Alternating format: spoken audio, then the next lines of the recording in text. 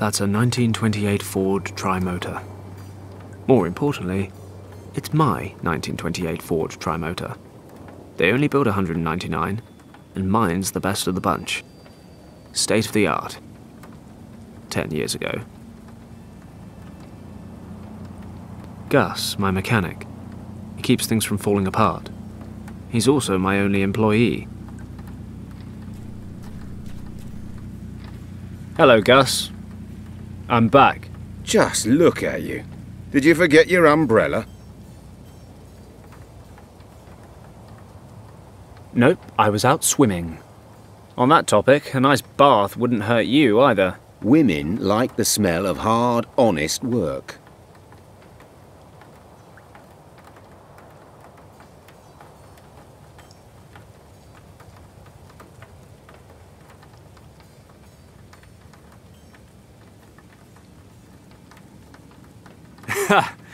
Good thing you're a mechanic.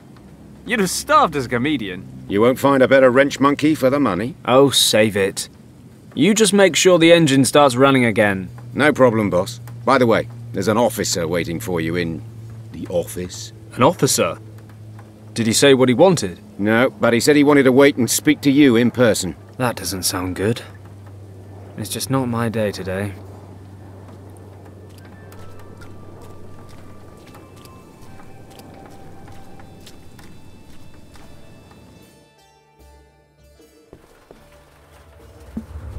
Ah, Paddock. You're finally here. Huxley. This is a pretty miserable place to live, Paddock. Shouldn't war heroes be spending their retirement in more comfortable surroundings? Oh, I forgot. You were dishonorably discharged. Thanks for the reminder. What are you doing here? The governor ordered me to find you. Wasn't so easy, since I hadn't the slightest idea how deep in the gutter I'd have to dig. You certainly smell like you belong here. Well, you of all people should know your way around the gutter, Huxley. Watch your mouth, Paddock. There may come a time when the governor won't be there to protect you, and I'll be able to drag you to the penitentiary where you belong. Oh, spare me. I'm a civilian now. Deal with it. I was court-martialed and have received my deserved punishment. So leave Lord Weston out of this. You are responsible for the most severe riots in the history of this colony. The Empire conceded a lot in order to regain control. In disobeying your orders, you caused damage that we still feel the consequences of today. The Chaiwang Penitentiary would be a more appropriate punishment, if you ask me. Just let me know when you're done complaining so I can tune back in. Lord Weston wishes to speak to you immediately. Make sure you get rid of that awful stench. I'll wait in the car.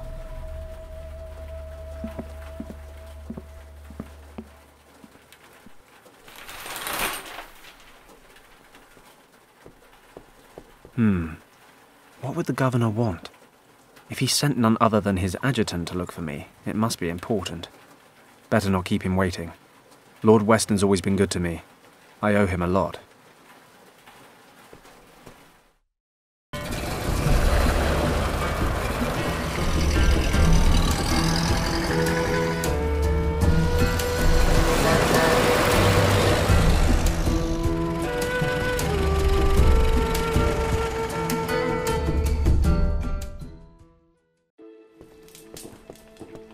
Fenton, I'm glad to see you. I hope you'll forgive the short notice. Lord Weston, please, I'm honoured. You have, however, piqued my interest. What's so urgent? Need a first-class flight to London? I'm afraid not, Fenton. I am in a somewhat awkward situation, and I think you might be able to help me. You are, in fact, my only hope. Sounds dramatic. Tell me more. The situation is as follows. As you know, the Chinese have been threatening to annex Tibet for years. I'm broadly familiar, yes. Well, the Empire's official position is not to get involved should a conflict arise. And what exactly is the Empire's unofficial position, Governor? Come, Fenton. One should be prepared for all eventualities. I see. Military intervention? No, certainly not. We simply wish to be prepared in the unlikely event that a military conflict arise, and that is why we need to know the lay of the land. No maps of Tibet are currently available. It is, officially, completely uncharted. And what does all this have to do with me? I'm not much of a cartographer.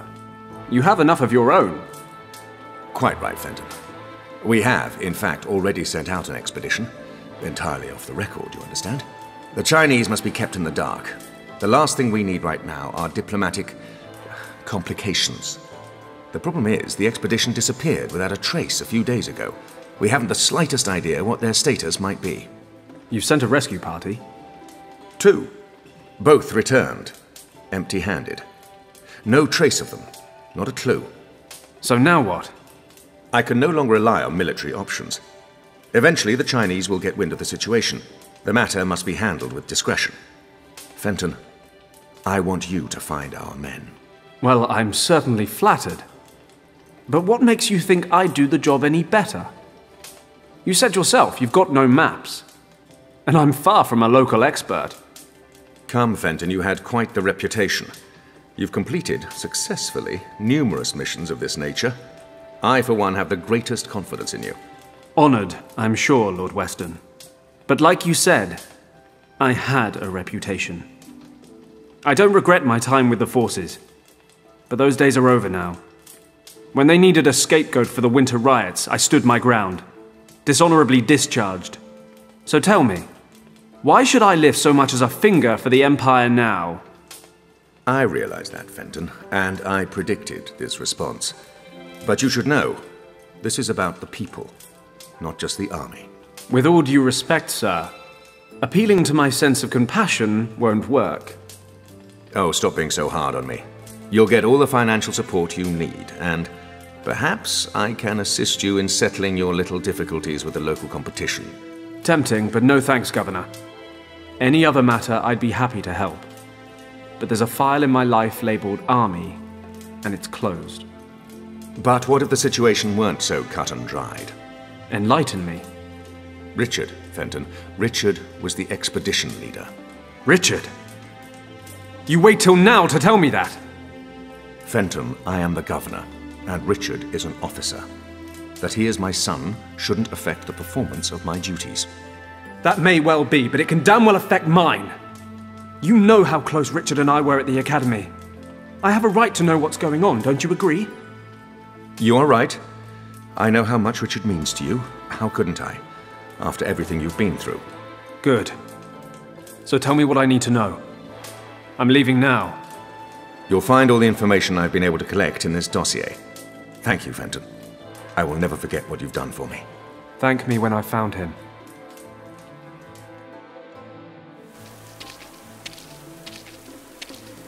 Taxi!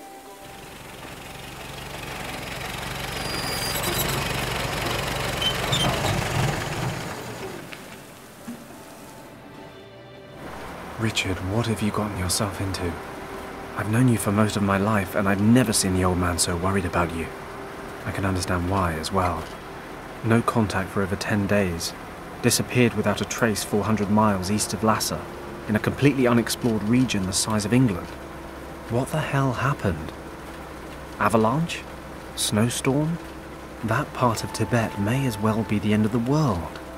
I need to stay focused. Stay rational, no matter how hard it is. Can't let my feelings get the better of me. First off, I need some local maps. Unfortunately, the region's never been officially charted. I need Gus to start working double time on the plane so I can get going. Maybe he can find me some maps as well. Might be he knows some pilots who have been out that far.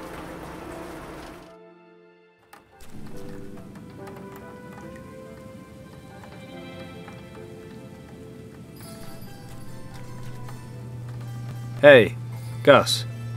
Listen, we're going to have to cancel all upcoming jobs. What's wrong, boss?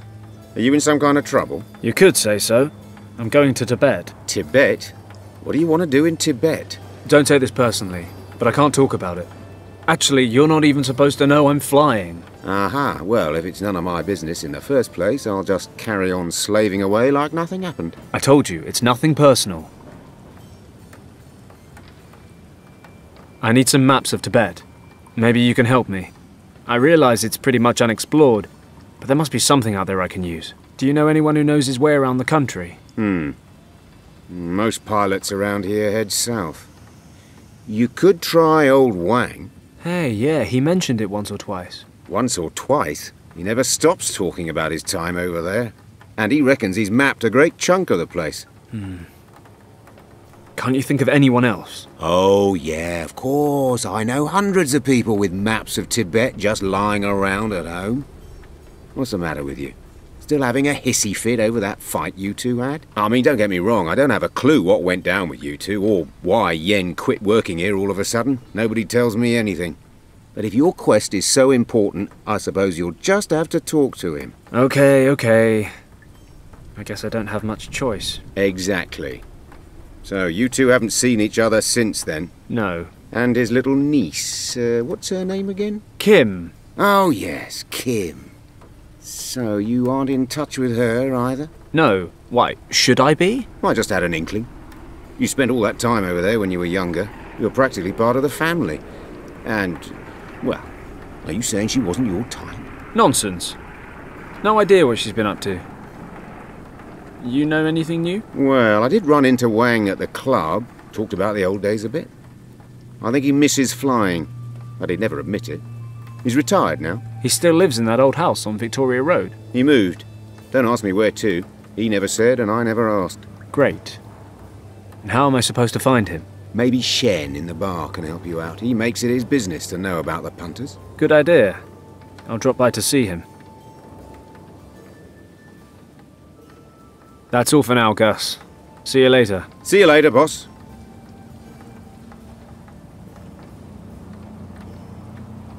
Documents from Lord Weston. There's information here about Richard's expedition, but it's not an awful lot of good to me right now. Seems like before they disappeared, they were traveling through a region in the Himalayas about 400 miles east of Lhasa, which, of course, is the least explored region in all of Tibet. Without any official maps, I'm going to need some help from somewhere. Gus uses the bellows to clean the dust out of the engine. Or so he claims. Maybe I should ask Gus if he needs them first. Gus, listen. Yes? Do you think you could spare your bellows for a while? Why do you ask? What do you need them for? Well, I can't really say at the moment. Uh-huh. Right. Yeah, go ahead. It's your stuff anyway. I finished cleaning the engine. Well then.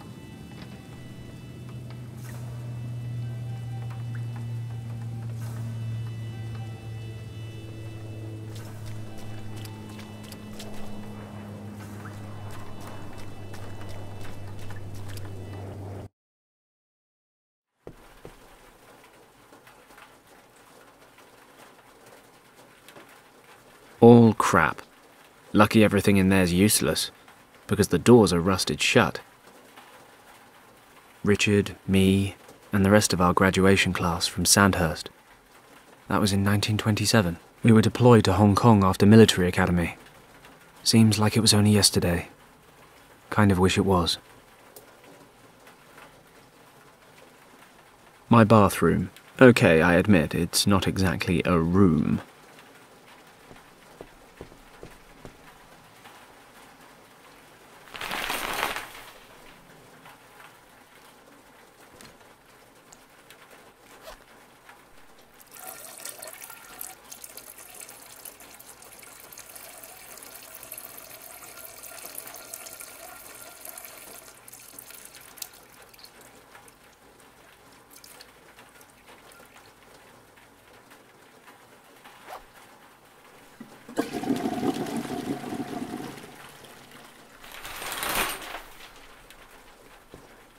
Oh, wait.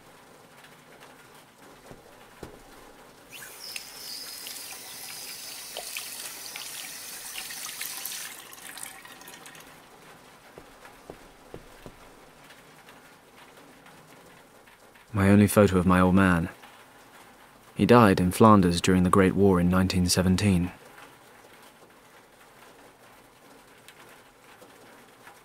I can't remember the last time I set it. I wonder if it even works. I rarely use it anyway. Gus's bellows. He says he uses them to get the dust out of the plane's engine. but I can't say I've ever noticed a difference. My alarm clock wound down a while ago. Let's take a look. Ah, the key's stuck to the back.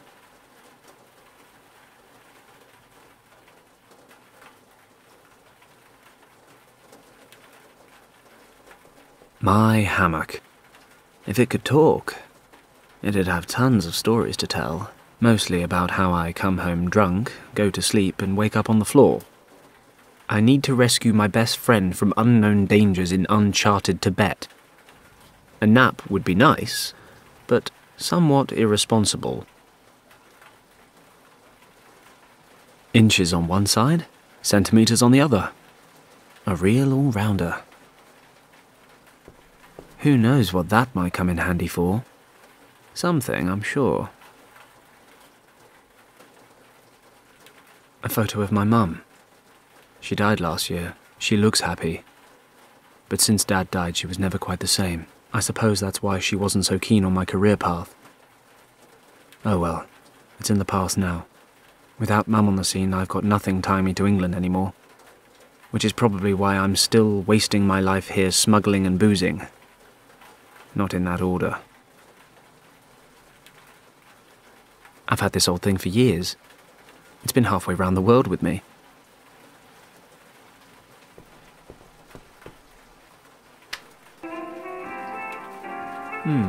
I've heard that somewhere before. Doesn't sound so bad.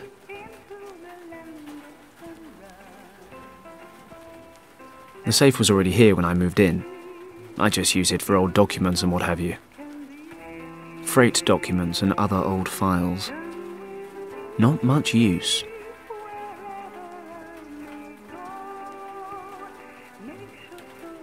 A photo of the delectable Nancy Carroll. What can I say? I saw her in the cinema once, and I've been a fan ever since. A genuine talent. The fact that it's hanging in my bunk is a mere coincidence. A measuring tape. It's the key for winding up my alarm clock.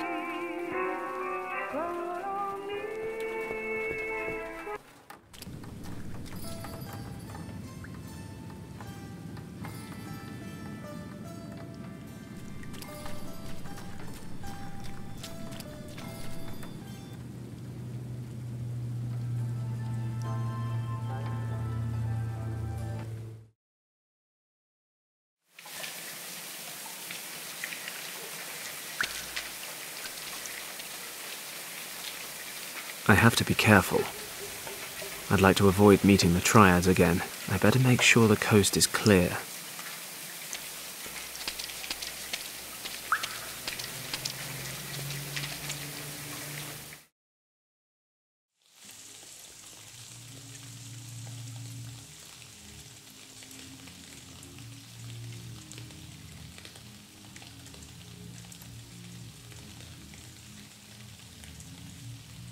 Muntong. Best stay away. I'm a very civilized guy. They aren't. Talking things over really isn't an option. There's a difference between being daring and being stupid. I may have a reputation for both, but I've no intention of living up to either by ploughing straight through Tong's men.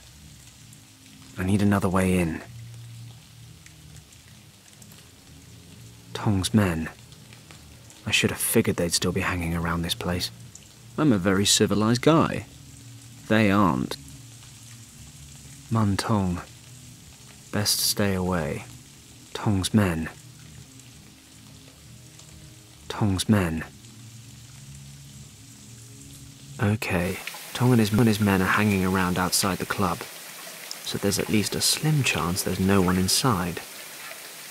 Good enough for me. I'd better ask Shen for Yen Wang's address.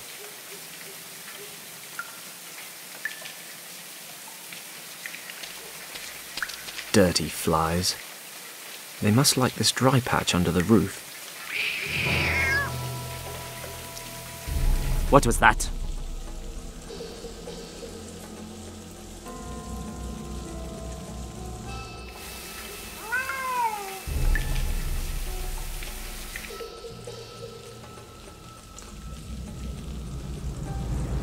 just a mangy cat. That was close. I shouldn't make so much noise. A cat? I'm going to wring this Moggy's neck in a minute. Of course, I'd probably better nod. Not only am I a great animal lover, but more importantly, the racket might attract Tong's thugs.